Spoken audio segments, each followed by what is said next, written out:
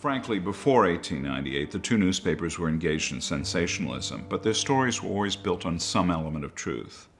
During the competition between the two papers during the Spanish-American War, they actually fabricated the news.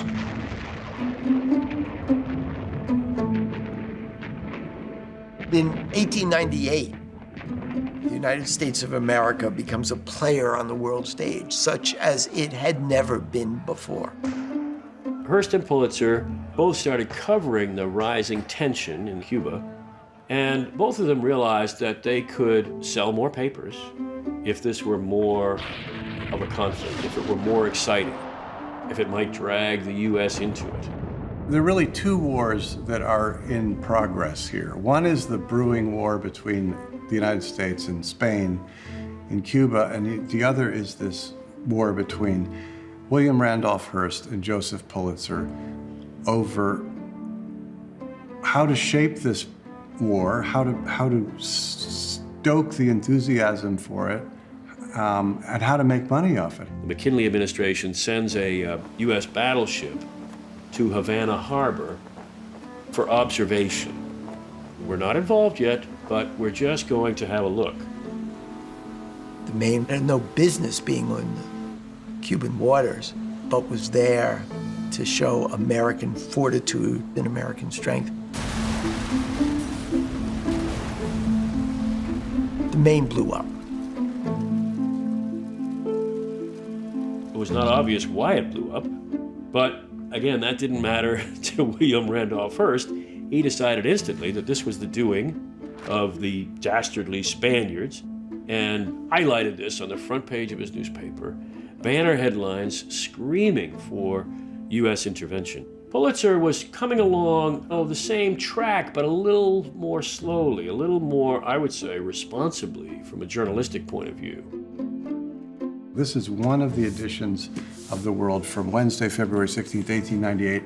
Big news, USS Maine blown up in Havana Harbor, many killed, and the wounded unable to tell what caused the explosion. But by day two, editors at The World could see that Hearst was already way out ahead of them, was already off to the races, demanding war, and they joined in the hue and cry for U.S. intervention. Not an accident, Captain Sigsbee says. Our appalling disaster, says the editorial page. Congress ready to declare war today is the headline for Wednesday, April 6, 1898. Meanwhile, they're going to tell you that this was the world's greatest month. March circulation, 822,000 copies per day.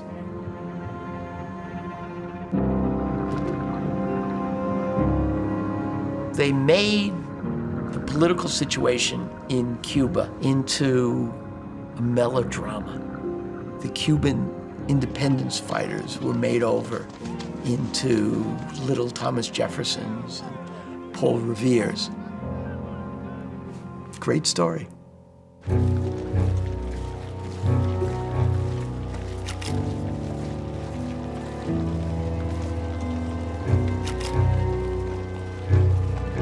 They had 5, 6, 7 editions a day. Extra sections and more illustrations and more reporters.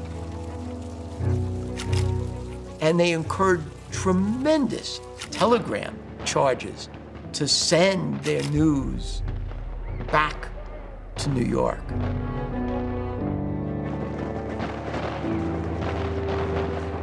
The Spanish-American War for the Pulitzer and Hearst papers was a mixed blessing.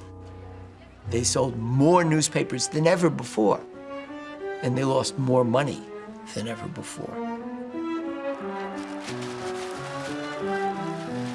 Both Hearst and Pulitzer were lambasted for yellow journalism, defined as overheated, entertaining, and often inaccurate news reporting. Joseph Pulitzer, to his great credit, later regretted his role in that episode. I do not say that the world never makes mistakes. There are not half a dozen papers in the United States which tamper with the news, which publish what they know to be false. But if I thought that I had done no better than that, I would be ashamed to own a paper.